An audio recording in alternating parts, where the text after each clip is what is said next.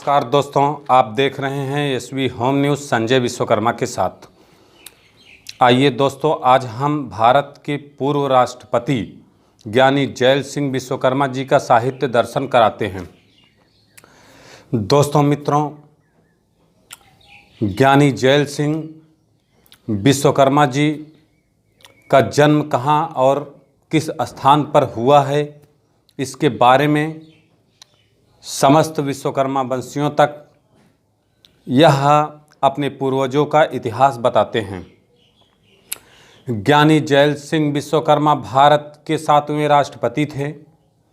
इनका जन्म 5 मई 1916 को पंजाब के फरीदकोट जिले के संधवान ग्राम में हुआ था और उनका जन्म दिवस 5 मई को मनाया जाता है।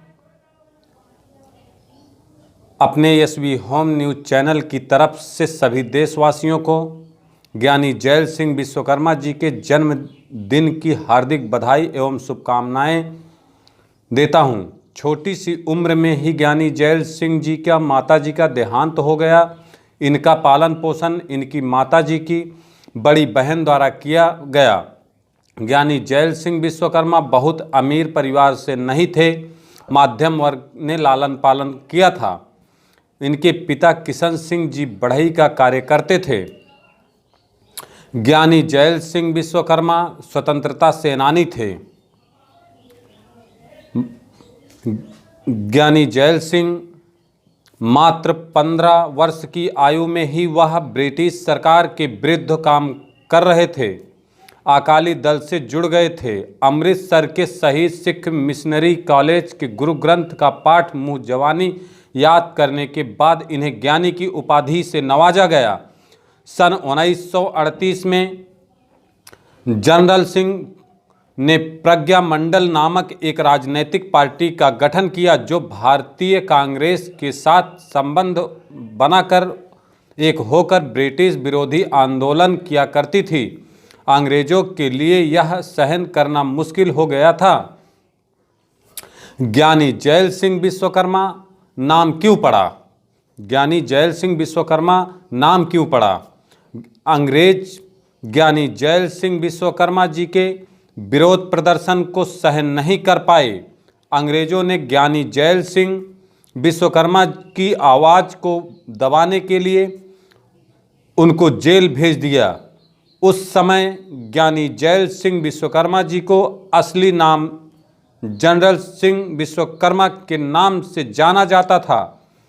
उन्हें 5 वर्ष की सज़ा सुनाई गई। इसी दौरान उन्होंने अपना नाम बदलकर जेल सिंह रख लिया। ज्ञानी जैल सिंह विश्वकर्मा वंशज कैसे हैं? सिख धर्म सनातन धर्म की रक्षा के लिए सनातन धर्म की 2 जातियों से बना है, एक राजपूत और दूसरा पूर्ण विश्वकर्मा वंशज, अर्थात एक हथियार चलाने वाले और एक हथियार बनाने वाले। सिख धर्म में विश्वकर्मा वंश को रामगढ़िया के नाम से संबोधित किया जाता है। रामगढ़ियाओं में लुहार बढ़ई का झगड़ा नहीं है। रामगढ़िया पांचाल और धीमान दोनों उपनामों का भी इस्तेमाल करते हैं। ज्ञानी जैल सिंह का व्यक्तित्व। ज्ञानी जैल सिंह बचपन से ही भारत की स्वतंत्रता के लिए जागरूक थे। छोटी सी उम्र में ही उन्होंने ब्रिटिशों के खिलाफ चल रहे आंदोलनों में अपनी सक्रिय भूमिका निभाई और निभानी शुरू कर दी।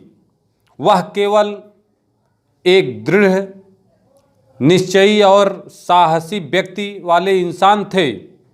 ज्ञानी जैल सिंह का राजनैतिक सफ़र। दोस्तों, ज्ञानी जैल सिंह का राजनैतिक सफ़र। स्वतंत्रता से पूर्व ज्ञानी जैल सिंह देश को स्वराज दिलाने और अंग्रेजों को खदेड़ने के लिए विभिन्न आंदोलनों का हिस्सा बनने लगे थे। स्वतंत्रता के पश्चात ज्ञानी जैल सिंह को पटियाला और पूर्वी पंजाब राज्यों के संघ PEPUSU का राजस्व मंत्री बना दिया गया। 1951 में जब कांग्रेस की सरकार बनी उस समय जैल सिंह को कृषि मंत्री बनाया गया। इसके अलावा वह 1956 से 1962 तक राज्यसभा के भी सदस्य रहे। सन 1962 में कांग्रेस के समर्थन में ज्ञानी जैल सिंह पंजाब के मुख्यमंत्री बने। 1980 के चुनाव में ज्ञानी जैल सिंह लोकसभा के सदस्य निर्वाचित होने के बाद इंदिरा गांधी सरकार के कैबिनेट में रहते हुए गृह मंत्री बनाए गए। 1982 में नीलम संजीवा रेड्डी का कार्यकाल समाप्त होने के बाद सर्वसम्मति से कांग्रेस के प्रतिनिधि ज्ञानी जैल सिंह को राष्ट्रपति पद पर बिठाया गया। ज्ञानी जैल सिंह से जुड़े कुछ महत्वपूर्ण घटनाक्रम। ज्ञानी जैल सिंह का राष्ट्रपति के रूप में कार्यकाल प्रारंभ से अंत तक विवादों में ही घिरा रहा। इंदिरा गांधी के आदेशों के अनुसार जब सिख अलगाववादियों के मंसूबे नाकाम करने के उद्देश्य से स्वर्ण मंदिर में छुपाए गए हथियार और खालिस्तानी समर्थकों को पकड़ने के लिए ऑपरेशन ब्लू स्टार चलाया गया, उस समय ज्ञानी जैल सिंह ही राष्ट्रपति थे। इंदिरा गांधी की हत्या और उसके विरोध में हुआ सिख नरसंहार भी इन्हीं के काल में हुआ था। इसके अलावा भारतीय डाक विधायक, जिसके अंतर्गत निजी पात्रों के संप्रेषण और आदान प्रदान पर आधिकारिक सेंसरशिप लगाने का प्रावधान लागू किया जा सकता था, जैसे कठोर और अलोकतांत्रिक विधेयक को पास न करने पर भी ज्ञानी जैल सिंह का राजीव गांधी से मनमुटाव हो गया था। हालांकि इस विधेयक पर अपने विशेषाधिकार पॉकेट वीटो का प्रयोग कर इसे पास न करने पर इन्हें नागरिकों की बहुत प्रशंसा मिली थी, लेकिन यह भी माना जाता है कि उनके इस कदम ने राजीव गांधी सरकार के पतन में महत्वपूर्ण भूमिका निभाई। राजीव गांधी भारतीय डाक विधेयक जैसा कठोर विधेयक पास करवाना चाहते थे। उनकी इस मंशा में समाज में उनकी छवि को नकारात्मक रूप से प्रभावित किया था। ज्ञानी जैल सिंह का निधन। ज्ञानी जैल सिंह का निधन कैसे हुआ, कहाँ हुआ था? ज्ञानी जैल सिंह जिस बेहद धार्मिक व्यक्तित्व वाले इंसान थे, राष्ट्रपति पद पर पहुंचने के बाद भी जब कभी भी वह पंजाब के आसपास होते थे, वह आनंदपुर साहिब जाना नहीं भूलते थे। इसी तरह वह लगातार तीर्थ यात्राएं करते रहते थे। 1994 में तख्त के केसरगढ़ साहिब जाते समय उनकी गाड़ी दुर्घटनाग्रस्त हो गई। उन्हें PGI चंडीगढ़ इलाज के लिए ले जाया गया, जहां उनकी मृत्यु हो गई। दिल्ली में जहां ज्ञानी जैल सिंह का दाह संस्कार किया गया, उसे एकता स्थल के नाम से जाना जाता है। ज्ञानी जैल सिंह विश्वकर्मा वंशज को गर्व है। ज्ञानी जैल सिंह विश्वकर्मा देश के पहले विश्वकर्मा वंशज और सिख राष्ट्रपति थे। वह देश और अपने धर्म के लिए प्रतिबद्ध और जनता के हितों की रक्षा करने वाले व्यक्ति थे। उन्होंने अपने कार्यकाल में यह बात प्रमाणित कर दी थी कि जनता और देश का विकास ही उनकी प्राथमिकता है। चाहे अंग्रेजों को भारत से बाहर निकालना हो या भारतीय डाक विधेयक पास ना करना हो, वह हमेशा अपने निश्चय पर अडिग रहे। भारतीय राजनीति में आज भी उन्हें एक निरपेक्ष और दृढ़ व्यक्तित्व वाले व्यक्ति के रूप में याद किया जाता है। ज्ञानी जैल सिंह विश्वकर्मा जी के वंशज कहाँ हैं? ज्ञानी जैल सिंह विश्वकर्मा के पुत्र जोगिंदर सिंह विश्वकर्मा जी हैं, पौत्र इंद्रजीत सिंह विश्वकर्मा जी हैं। आदरणीय इंद्रजीत सिंह विश्वकर्मा जी में स्वयं ज्ञानी जैल सिंह विश्वकर्मा जी की छवि नजर आती है। इंद्रजीत सिंह विश्वकर्मा जी रात दिन विश्वकर्मा वंशजों को किस तरह प्रथम पगड़ी में लाया जाए तन मन धन से लगे रहते हैं। इंद्रजीत सिंह विश्वकर्मा समाज के लिए रातों दिन चिंतन मंथन करते रहते हैं कि आज यह हमारा समाज आपसी मुटाव के कारण बिखरा हुआ है और तरह तरह की यातनाएं झेल रहा है, और यह एक होने में और अपने भाइयों की आवाज़ को सुनने में समझने में विश्वास नहीं रखता।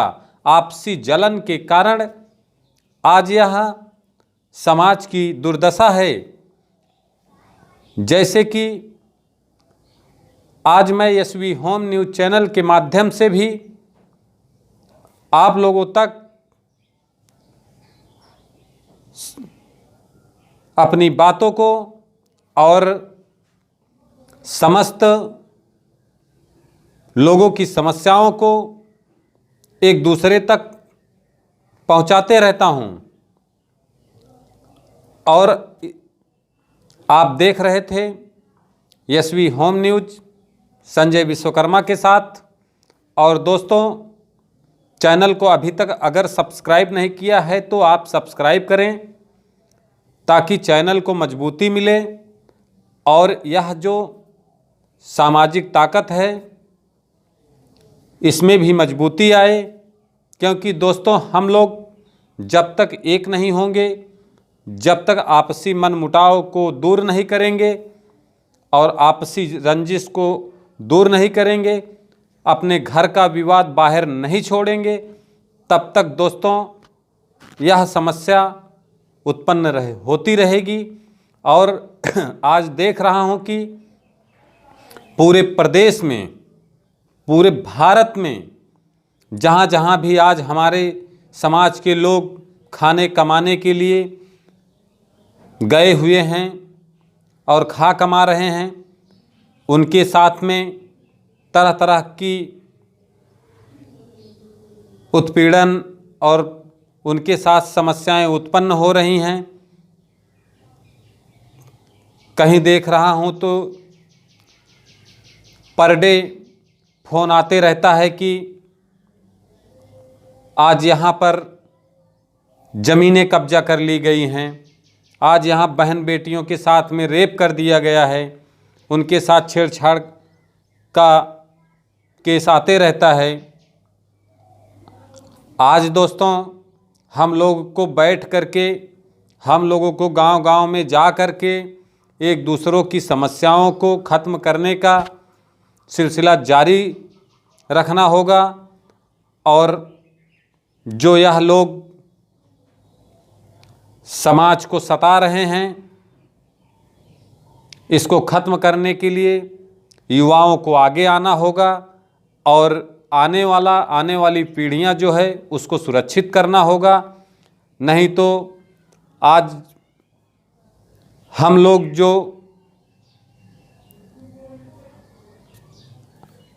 समस्याएं झेल रहे हैं, जो आज बेइज्जती का सामना करना पड़ रहा है, इससे हमें निकलना होगा। तो दोस्तों, देखते रहिए SV home news Sanjay Vishwakarma के साथ।